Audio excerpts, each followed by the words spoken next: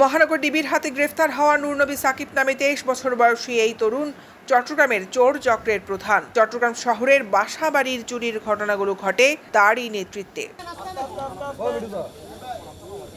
সাকিব 10 বছর বয়স থেকে জড়িয়ে পড়ে চুরির সাথে। এই অল্প বয়সেই খুব নিখুঁতভাবে আয়ত্তে এনেছে চুরির কৌশল। এবারে আটকা পড়লেও তাকে গ্রেফতার করতে প্রচন্ড বেগ পেতে হয়েছে জানান ডিবির এই কর্মকর্তা। তো এদেরকে ধরা এতই কষ্টকর। এই সাকিব বা এরা কোথায় থাকে, এদের কোনো বাসা নাই। হ্যাঁ, আর আমরা যে তাকে ধরছি, আমরা কিন্তু এই দীর্ঘ 15 দিন আমরা এটার পিছনেই লেগেছিলাম এবং এই 15 দিন পরে হঠাৎ করে আমরা কিন্তু সাকসেস হয়েছি। একাধিক সক্রিয় সদস্য রয়েছে তার দলে। দলনেতা সাকিবের বিরুদ্ধে 150 থেকে 200টি মামলা রয়েছে চট্টগ্রাম নগরীর বিভিন্ন থানায়। বিভিন্ন চুরির মামলায় আটক হলেও অনেক সময় মামলার খরচপাতি বাকি রেখে জামিন নেন তারা। পরে জামিনে বের হয়ে মামলার টাকা জোগাড় করতে আবারও একই কাজে জড়িয়ে পড়ে চক্রের সদস্যরা।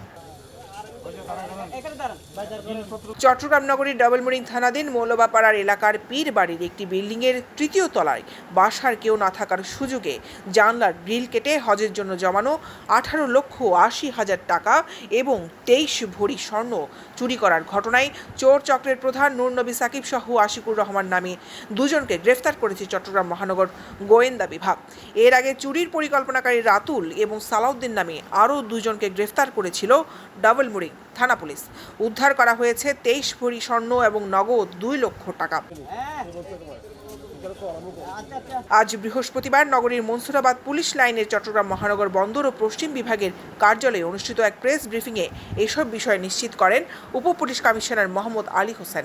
তিনি বলেন, চুরি হওয়া মালামাল জব্দ এবং ঘটনায় জড়িত অন্যান্য সদস্যদের গ্রেফতার করার চেষ্টা অব্যাহত রয়েছে। আমরা যেটা স্টাডি করে যেটা দেখা গেছে, এখানে চোর চক্র কিন্তু মানে তাদের নির্দিষ্ট এলাকা আছে। ওই এলাকার বাইরে জেনারেলি তারা যায় না। প্রত্যেকটা এলাকায় আলাদা আলাদা চোর চক্র আছে, তারা করে।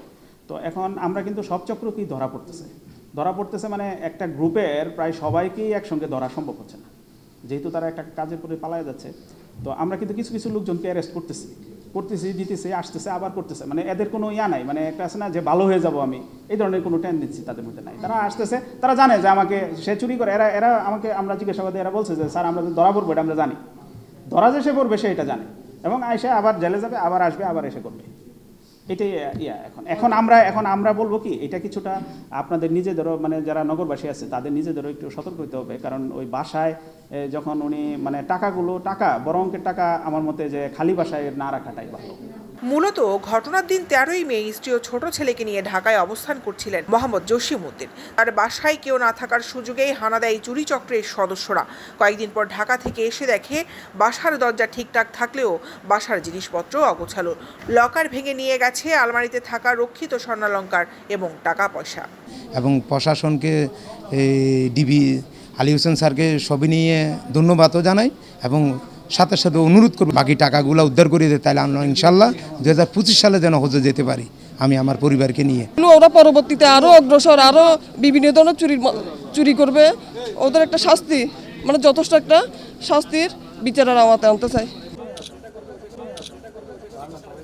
দৈনিক আজাদী নিউজ ডেস্ক।